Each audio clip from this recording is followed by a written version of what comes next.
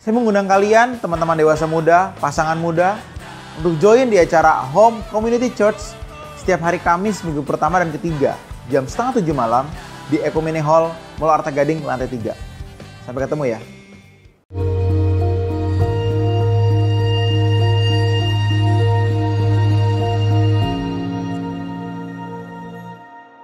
Shalom saudara, kita memasuki Abam episode 686.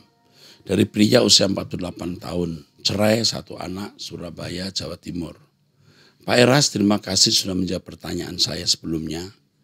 Saya suami yang terkena KDRT dari istri, dan istri saya sudah meninggal saat COVID hebat yang lalu. Saat ini saya sedang dekat dengan seorang wanita usia 21 tahun. Dan usia saya 48 tahun. Dia hidup dengan ibunya.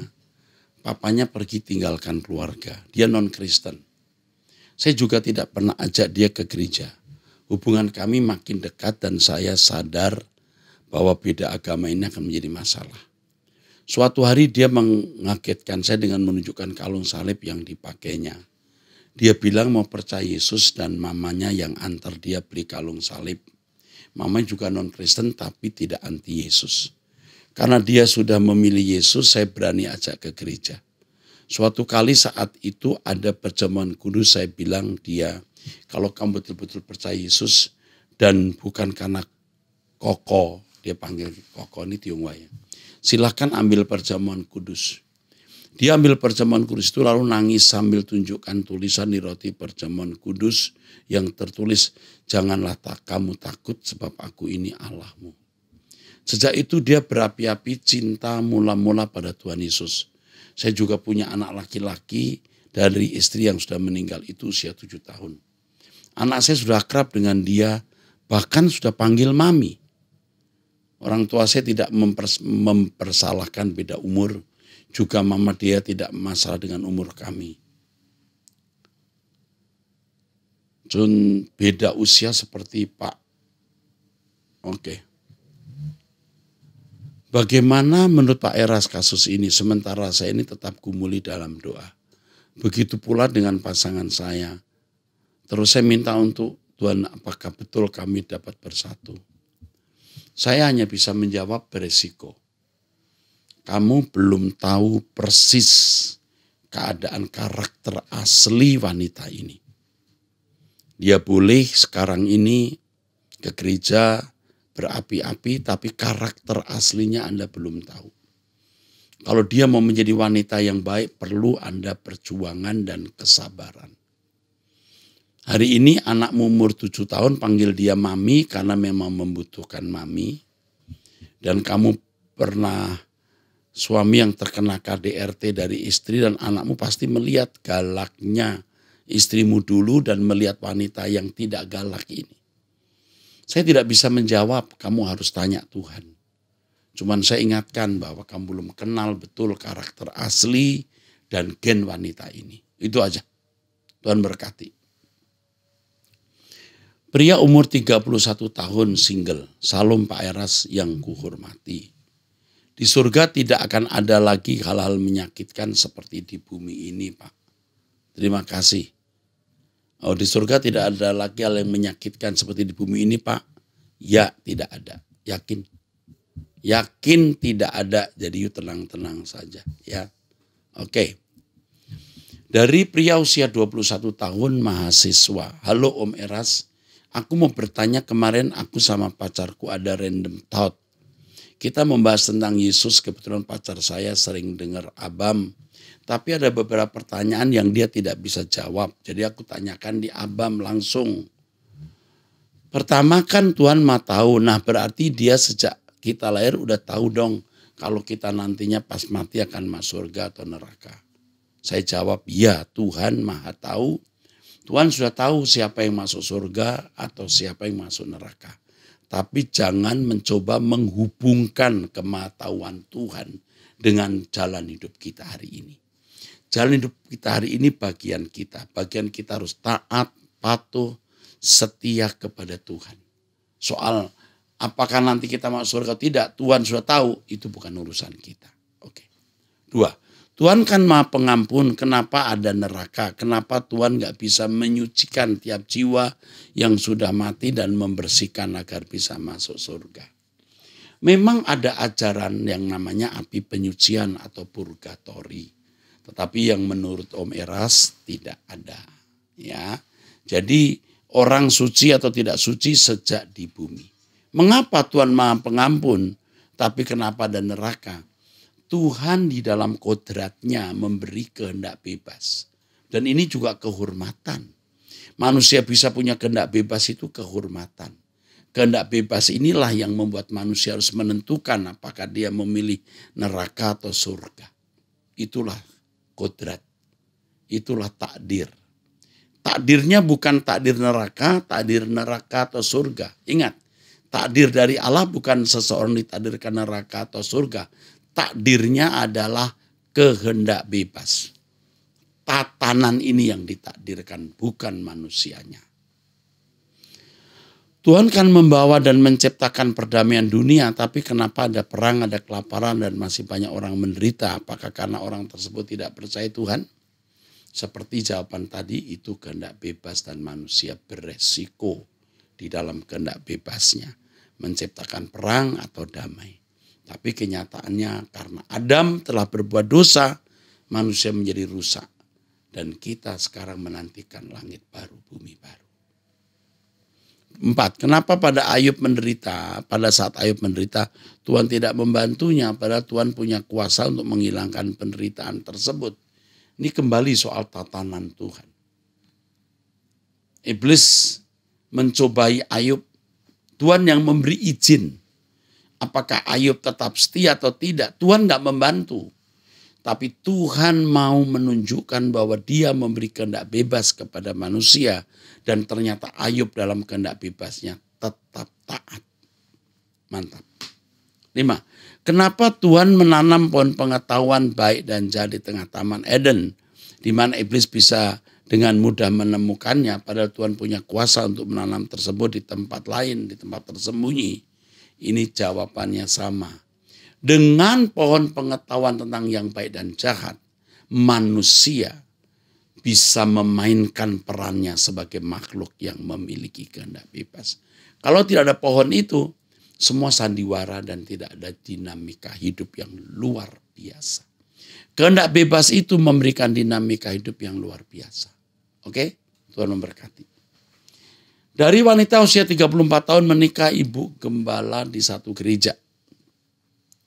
Salam Pak, yang saya mau tanyakan bagaimana tanggapan Bapak tentang orang tua kita yang selalu datang dalam mimpi, dalam posisi sakit dan selalu berkomunikasi dengan kita di dalam mimpi itu seolah-olah mereka butuh perhatian.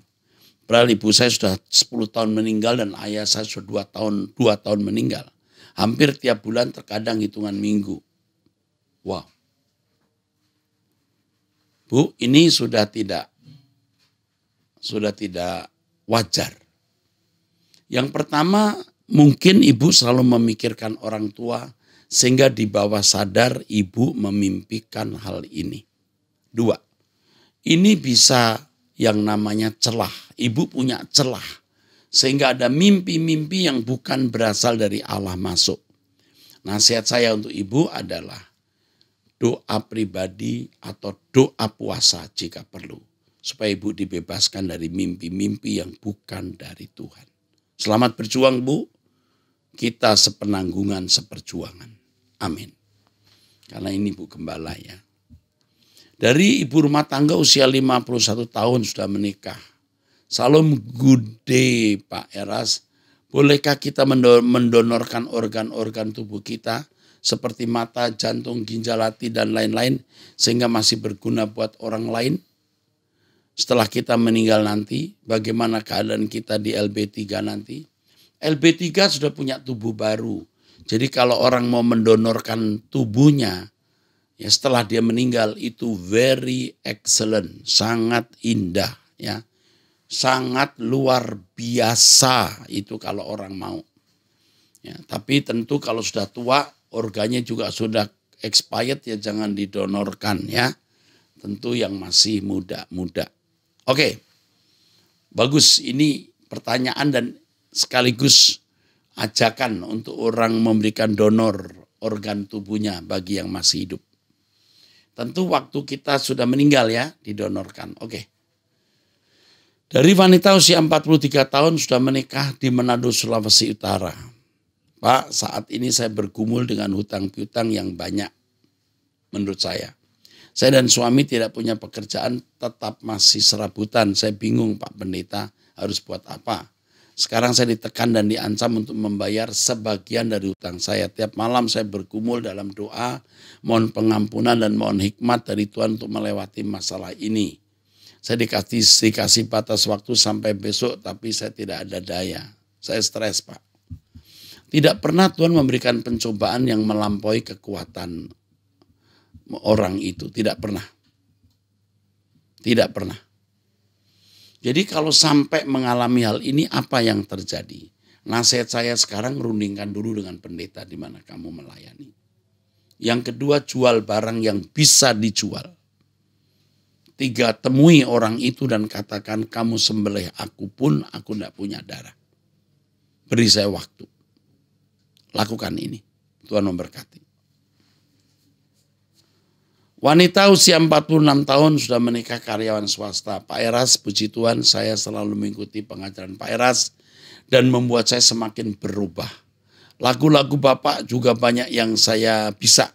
Sampai-sampai kalau pas lagi nyantai di kantor saya nyanyikan dan teman-teman bilang lagunya kok aneh. Akhirnya saya jelaskan pada teman-teman tentang ajaran Pak Eras. Saya juga sering membawakan renungan persekutuan dan saya ajarkan apa yang saya dengar khotbah-khotbah Pak Eras. Semua ajaran Pak Eras sangat memberkati dan ini saya cari selama saya menjadi orang Kristen. Bapak, saya mohon pencerahannya. Saya menikah yang kedua kali setelah suami saya yang pertama meninggal dunia selama 17 tahun. Tepatnya 1 Juni 2021. Saya menikah dengan duda cerai. Duda cerai mati ya dan satu iman. Setelah 8 bulan menikah, suami saya berpamitan kerja di luar pulau. Dan saya mengizinkan pertama kerja, kami selalu kontak. Dan pada bulan kedua setelah kerja lost kontak, saya bingung, saya hanya bisa berdoa. Pada akhirnya suami saya kontak lagi dan minta pisah, alasannya saya banyak hutang. Padahal hutang itu saya bayar sendiri karena saya ada usaha selain saya bekerja di perusahaan. Saya menikah di gereja dan diberkati, setelah itu tidak ada kontak lagi sampai sekarang. Sudah setahun lebih, Pak Eras, apa saya harus perbuat? Saya juga sudah konseling dengan hamba Tuhan di gereja saya. Dan dia bilang saya harus fokus pada pertobatan. Itu suami enggak benar. Tapi saya sangat kasihan dengan suami saya. Saya tak berdoa agar pulang dan bertobat. Kadang saya merasa berdosa kalau saya terlalu rindu pada suami. Melebihi rindu kepada Tuhan. Pak Eras, apakah saya masih harus menanti suami atau melupakannya? Kalau keluarga suami sangat baik, apalagi kakak suami saya hamba Tuhan. Dan selalu bilang kalau adiknya yang salah tolong pencerahannya Pak Eras. Oh ya, anak saya 2 dengan suami yang dulu. Dan sudah dewasa. Anak saya sampai kepahitan lihat mamanya diabaikan. Kamu sedang bertumbuh terus menuju langit baru, bumi baru. Kamu sedang diproses, hutang-hutang kamu pun juga bagian dari proses supaya kamu merindukan langit baru, bumi baru di mana tidak ada hutang. Suamimu pasti tidak benar. Tetapi kamu tidak perlu harus cerai, tapi kamu gantung saja. Kalau sampai saatnya dia memaksa kamu cerai dan akhirnya cerai, ya sudah cerai. Dan jangan menikah lagi. Satu kalimat, jangan anggap ini masalah besar dan jangan kamu menaruh hati kepadanya. Besar kemungkinan dia sudah memindahkan hatinya dari kamu ke orang lain. Kamu harus move on dari pria ini. Hatimu kamu serahkan ke Tuhan. Kamu mencintai orang yang salah. Tapi kamu jangan memusuhi dia, apalagi keluarganya saya teropong baik-baik. Jadi kamu baik-baik saja, seakan-akan tidak ada masalah. Kemungkinan dia balik dan bertobat, kemungkinan. Tetapi anak-anakmu akan terlukai. Dan sebenarnya kamu tidak benar. Kalau menurut saya kamu salah kamu menikah. Kalau kamu dulu minta nasihat saya akan anjurkan tidak menikah. Tapi ya sudah, nasi sudah jadi bubur. Makanlah bubur itu. Oke? Sekarang digantung saja. Cari Tuhan terus. Limpahkan kasih sayangmu kepada anak-anak. Besarkan mereka di dalam Tuhan. Jangan anggap ini masalah besar. Amin. Dari wanita usia 15 tahun, Om, mama dan abang saya salah satu pelayan di gereja. Om pendeta, saya ingin meminta bantuan doa agar ekonomi keluarga membaik kembali. Karena abang saya mau kuliah tapi ekonomi keluarga sedang tidak baik-baik saja. Walaupun begitu orang tua saya tetap percaya bahwa Tuhan mencukupi segala keperluan kami. Tapi saya kasihan dengan kedua orang tua saya yang bangunnya jam 3 pagi untuk mencari makan. Pekerjaan orang tua saya berjualan pedagang yang sekarang masih masa sulit-sulitnya. Saya meminta bantuan doa untuk keluarga, semoga diberikan kesehatan dan berkat yang melimpah. Doakan saya juga Om, bisa menjadi kebanggaan kedua orang tua. Jadi kamu anak baik-baik. Ya. Satu hari mungkin kamu ikut Om Eras saja. Ya. Mungkin kamu satu hari ikut Om Eras. Kalau kamu pintar, kamu cerdas, kamu bisa masuk Ekumenik Christian High School. Sekolah menengah atas Kristen. Tapi kalau kamu pintar, bahasa Inggrisnya bagus. Kalau tidak ya tidak bisa diterima, itu masalahnya. Atau nanti kalau kamu udah lulus SMA, kamu masuk STT Ekumene. Ya, kamu jadi anaknya Om Eras dan melayani Tuhan bersama-sama. Ya, Tuhan memberkati kamu. Saya salut orang tua kamu dari jam 3 bangun jualan. Saya salut. Ya, kamu mesti saya dukung. Nak. Ya, Tuhan memberkati. Wanita usia 24 tahun single karyawan swasta. Om Eras izin bertanya, Om bagaimana pandangan Om mengenai buku-buku yang membahas pengembangan diri yang non rohani? Apakah sebagai orang Kristen pengembangan karakter menjadi lebih baik atau dalam kurung corpus delicti dapat dilakukan hanya dengan melakukan kegiatan rohani seperti membaca Alkitab, mendengar khotbah, doa pagi, dan doa pribadi saja? Saya bertanya sebab saya tahu Om Eras senang belajar dan sudah membaca banyak buku.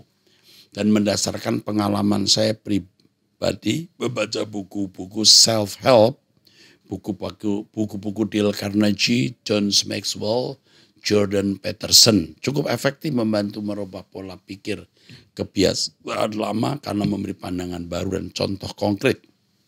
Bagaimana saya bisa memiliki kebiasaan karakter sesuai moral duniawi yang baik, bisa mengatur waktu, uang dengan baik, berkomunikasi dengan empatis, efektif. Saya potong dulu sebelum saya baca terus.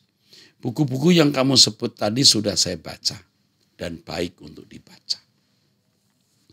Tidak salah harus dibaca, maksudnya baik untuk dibaca. Tapi Alkitab harus dibaca.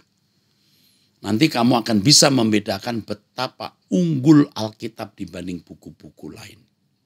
Tapi buku-buku yang kamu sebut penulisnya tadi juga orang-orang Kristen yang diilhami oleh ide-ide Alkitab. Jadi bisa dimengerti, tulisan mereka bagus.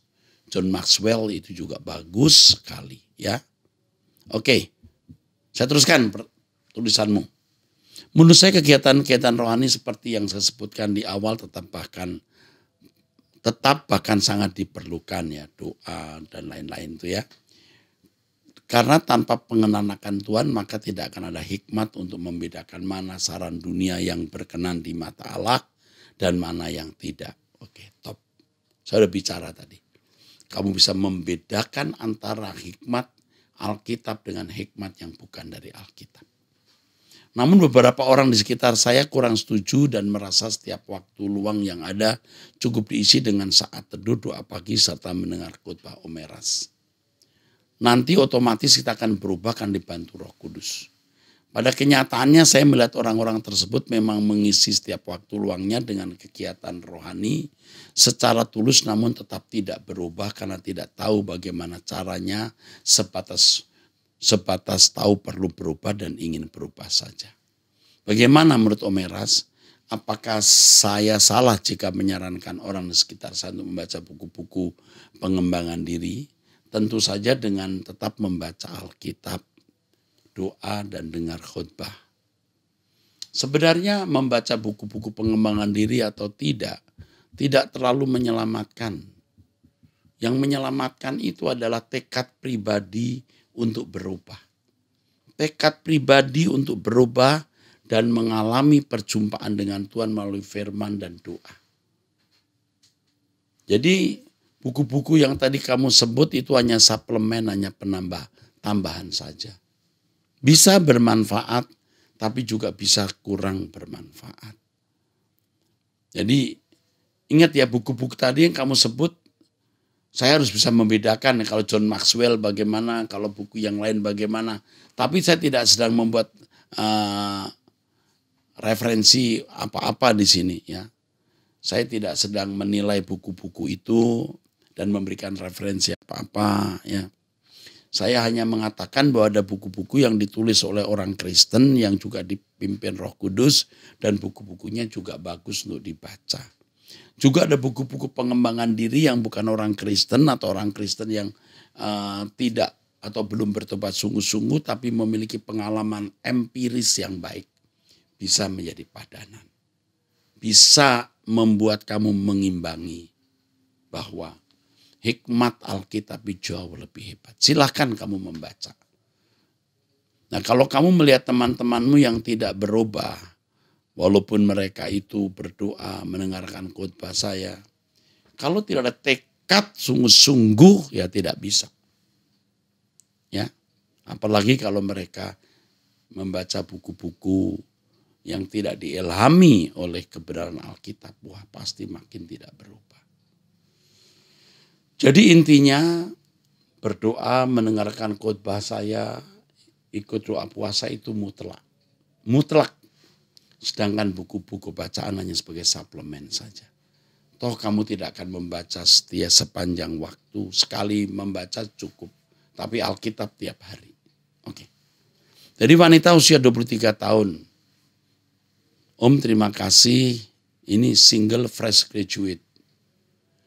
Om terima kasih untuk telah memberikan kesempatan saya bertanya. Saya memilih 2 pertanyaan Om. Pertama, saya izinkan saya bercerita sedikit Om. Tahun lalu saya baru lulus S1 psikolog.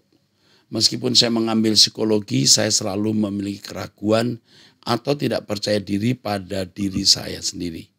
Sejak awal juga sering memiliki pemikiran bahwa masa depan saya seakan tidak cerah.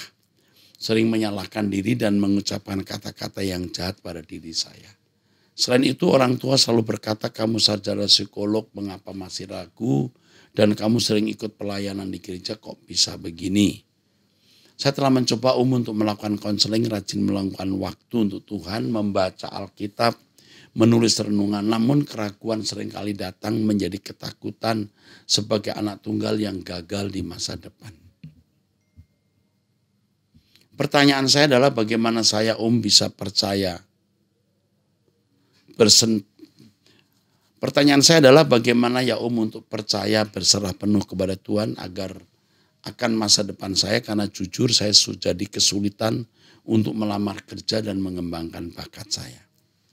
Ini belum saya jawab pertanyaanmu yang kedua. Yang pertama, saya khawatir kamu overproteksi, kamu anak tunggal, kamu terlalu dilindungi, disayang, sehingga kamu tidak memiliki percaya diri karena seringkali kamu bergantung dan orang tuamu menciptakan kondisi kamu bergantung. Ya, kamu harus berpikir begini. Saya sudah pernah menjumpai, mungkin tidak 1 kali, orang belajar psikolog tapi stres.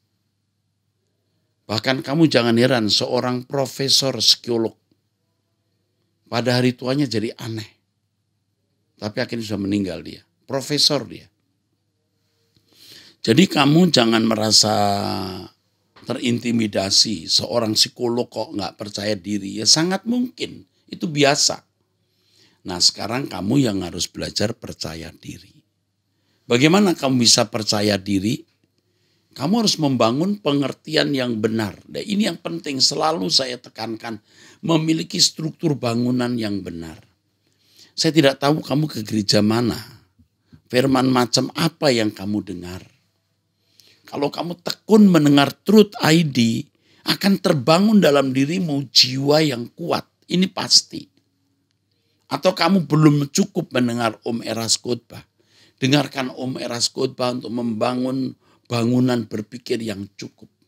Kalaupun kamu stres, kamu akan cepat dapat sembuh. Percaya. Ya. Yang kedua, ikut doa bersama Om Eras.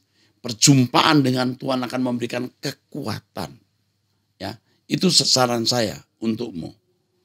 Kalau kamu belum mendapatkan pekerjaan, lewati saja hari tanpa merasa karena kamu tidak percaya diri lah, apalah. Banyak orang percaya diri juga belum dapat kerjaan kok. Ya, jangan terintimidasi untuk hal yang tidak perlu kamu terintimidasi. Oke. Yang kedua, pada usia muda ini saya seringkali cepat memiliki rasa suka dengan lawan jenis. Namun hal itu selalu membuat saya galau dan bahkan menangis. Saya juga sering merasa kapan memiliki pacar. Berulang kali saya suka jatuh dalam hal ini Om. Hingga saya merasa kecewa untuk menerima diri. Hingga sekarang saya bawa dalam doa Om. Saya rasanya ingin mati. Saya rasanya ingin mati rasa akan dunia dan hanya mencintai Tuhan saja Om. Namun hal itu sangat sulit Om. Bagaimana ya Om untuk saya tidak mengulangi lagi atau cepat menyukai seseorang, baper dan tidak sibuk tenggelam dalam perasaan tersebut. Terima kasih Om untuk selalu menegur saya lewat lagu dan khotbah Om. Oke. Nah, usia kamu masih 23 tahun.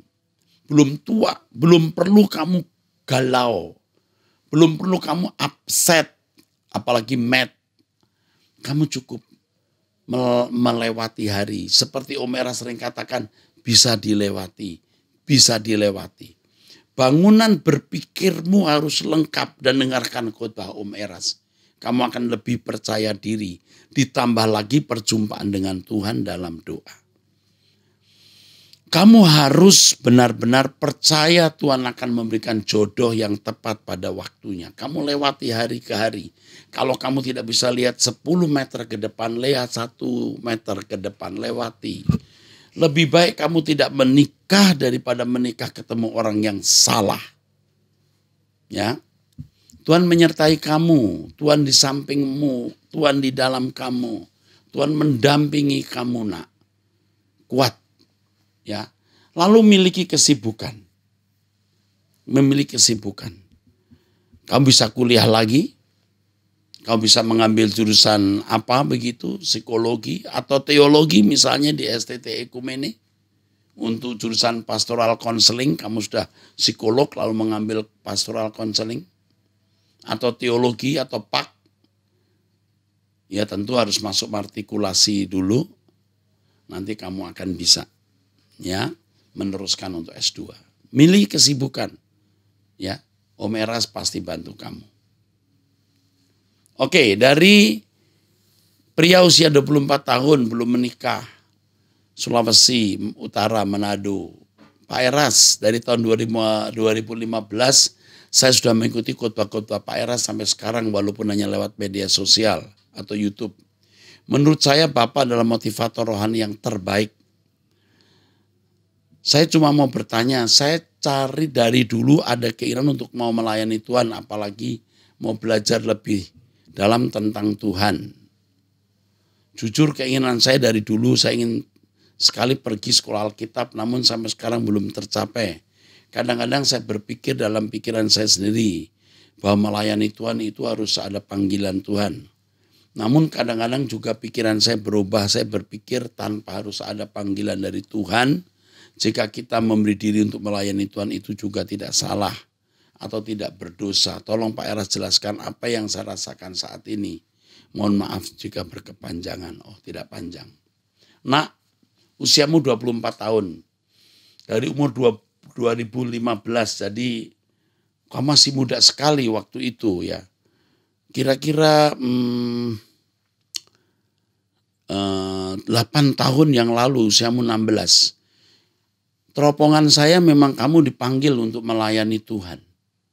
Kamu mesti melayani Tuhan loh. Melayani Tuhan tidak harus jadi pendeta, saya setuju. Yang penting tiap hari menyenangkan Tuhan dan kamu akan menemukan tempat untuk mengabdi kepada Tuhan.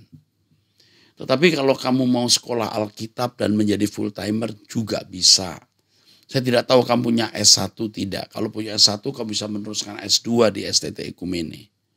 Kamu bisa membuka website STT Ekumene dan mendapatkan penjelasan di situ. Kalau kamu yakin, kamu kirim lagi tulisan ke Abam, nanti kami akan tanggapi dan membantu kamu bagaimana bisa masuk STT Ekumene dan menjadi hamba Tuhan. Oke? Sampai jumpa, Tuhan memberkati saudara.